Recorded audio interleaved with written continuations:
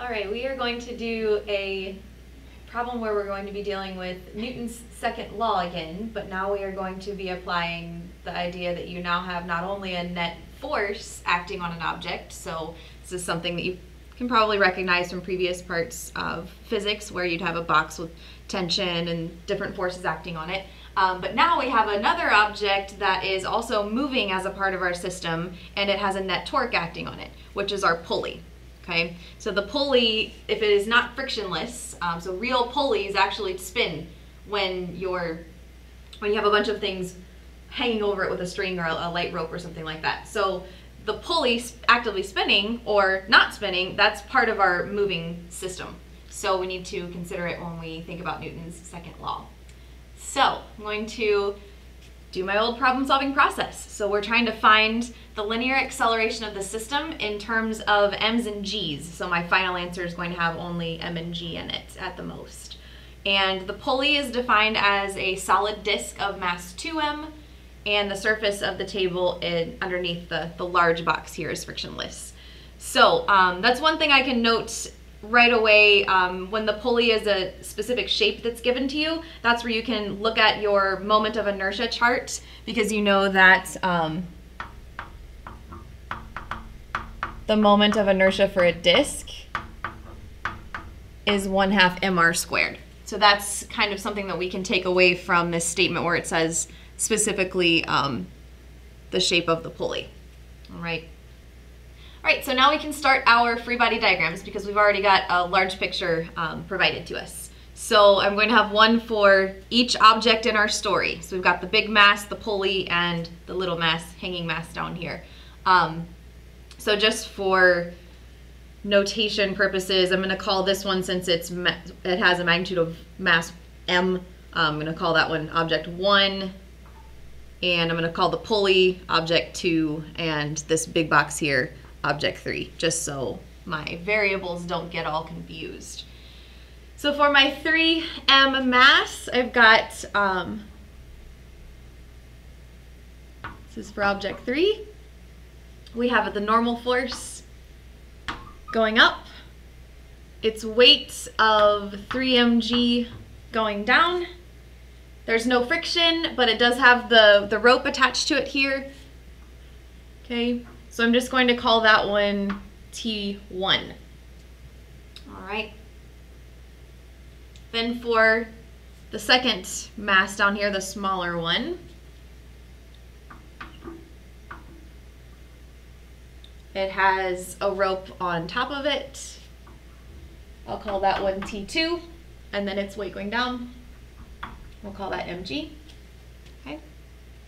And then our third object in the story, I don't use a small dot for this because remember with torque, we're more concerned with where the force is applied, not necessarily just the fact that the force exists. So I'm more concerned with forces that are causing the pulley to rotate or not necessarily the fact that, yes, it's got something here that's attaching it to the table.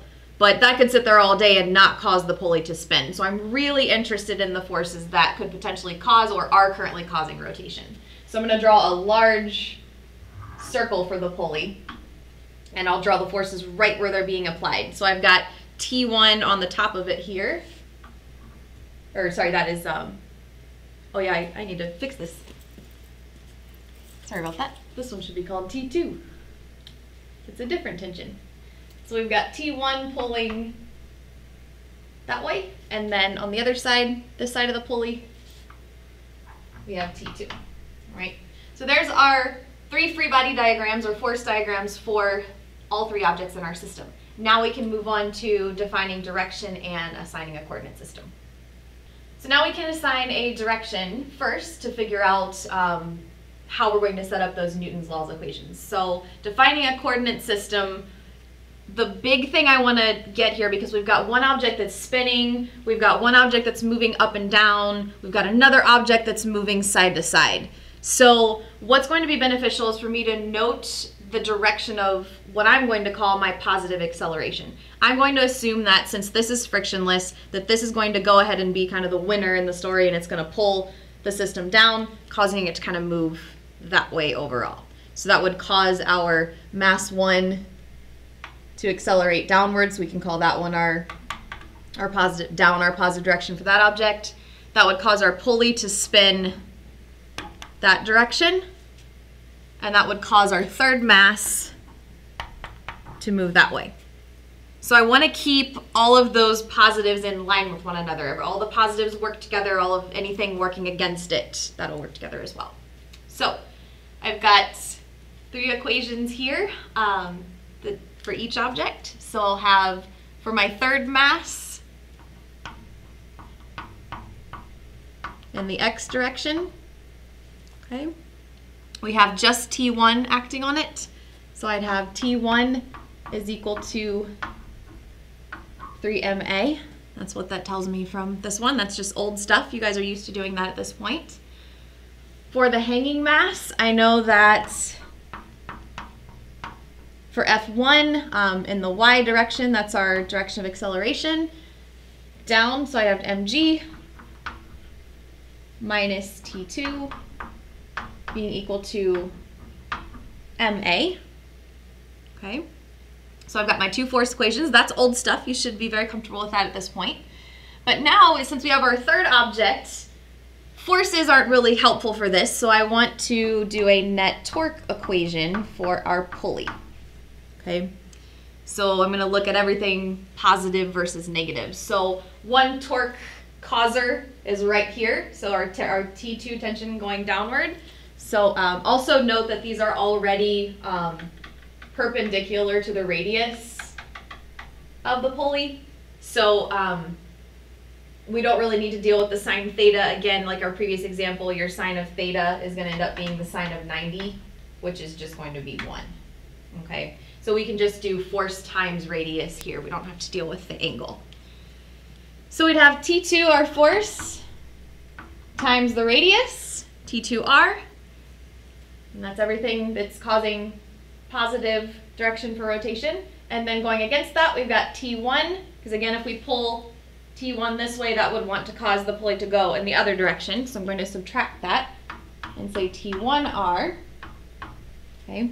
And then again, you always need something on the other side or equal sign, and we've got kind of our net summation side, and then you've got your acceleration side over here. So instead of having ma for torque, we set it equal to I times alpha. All right, and those are basically this is what we've done is setting up Newton's laws. Once you're done with this part, this is where we can start plugging in some things and solving. Okay, so to now solve these guys, one thing I see right away is I have a lot of variables here, which is kind of scary when you first look at these. So my first instinct is, well, I look at my directive of the question. It says I'm only allowed to have m and g in my final answer, and I've got a lot of stuff here that's not m and g. So I need to try to eliminate a lot of these. We can still do that same equation technique where you try to add equations to each other to give you an unknown. That would still work with 3 equations just like it did with our 2 in previous problems. The issue is we don't have the same units in all of these right now. Notice with my force equations, these are all measured in newtons because they're all forces. The other side is mass times acceleration, which also turns out being a newton. But if I look down here, I've got newtons times meters. So I need to try to get, if I want to add these equations together, they all need to be the same dimension. They need to be the same unit. So I need not T and R together, but I need just tension. So this is where that extra given information and those other little substitution equations are helpful. We also know that alpha, we know the relationship between linear acceleration, which is what we're asked to solve for. That's this thing that appears here. I know that linear acceleration is r times alpha. Okay, so the first thing I can do right away is this alpha, I'll leave a little open space for I, but alpha can become a divided by r. Okay, and then I'll just carry the rest of this stuff down. All right. And then I'm told in the story that this pulley, it's not just any pulley, it's a disc. And it has a specific moment of inertia of 1/2 times the mass of the object, which is our pulley, times the radius squared. So if I put that information in here, I've got 1/2 the mass of the pulley is 2m. So I'd have 1/2 times 2m r squared. Okay, and we can start to cancel some things out here. So I'm going to do kind of a quick cancellation thing. The r squared up here can cancel out with this r in the bottom of this fraction. And then that would leave us with 1 r left over, right? So let me show that really quick. So if we cancel it out, it's no longer r squared. And then we don't have the a over r on the bottom. We just have a. Okay. Then I look, and now I have t times r, this stuff times r. Now we can cancel out that extra one too.